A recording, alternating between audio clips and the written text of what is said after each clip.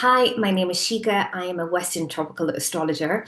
And in this short video, I am going to show you what a birth chart looks like. Now, if you have booked a reading with me, this is not compulsory for you to have to go through or to understand. This is simply if you're curious to see what a birth chart looks like from the outset, and also if you want to get just a bit of an understanding of what I will be looking at in order to interpret your chart. Now, if you don't have a birth chart reading lined up with me, but you just want to be able to understand your chart better and what the different components are, then this is also going to be really useful for you. So I'm going to share my screen and let's get into it. So I'm going to use the example of the actress Julia Roberts. She was born on the 28th of October 1967 at 16 minutes after midnight in Atlanta, Georgia, the USA. Now, there are four main components to a birth chart. The first thing that we look at are the planets.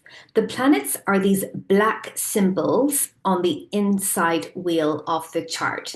Now, think of the planets as the actors in your life. Each one represents a core part of you. For example, the sun represents your core identity and your sense of purpose. The moon represents your inner world and your emotions and your feelings. The planet Mercury represents communication, your mindset, how you think and process information, and so on. We'll go into this in more detail when we have a reading. Then the second thing that we look at is the zodiac signs, and these are these colored symbols on the outside wheel. So think of the zodiac signs as the costumes that each actor wears.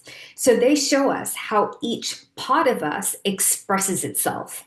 For example, Julia Roberts' sun is in the sign of Scorpio. So this is going to tell me that her core identity and her purpose is linked to Scorpio themes such as depth, intensity, passion, emotional insight. Then the third thing that I'm looking at is the houses. Now the houses are numbered 1 to 12 going counterclockwise, and you can see the numbers on the inside wheel. Now each house area is represented by a different slice or wedge of the pie, however you want to imagine it. And the houses represents a different area of life. So you can think of them as the stage setting where the actors play their roles. So going back to this chart, and Julia Roberts' sun in the sign of Scorpio is in the fifth house. The fifth house is associated with creativity, joy, our hobbies, romance, things that we love to do just because we love to do them. So this placement suggests to me that Julia Roberts' sense of purpose is tied to these themes. And then finally, we have the aspects. So I'm looking at these red and these blue lines.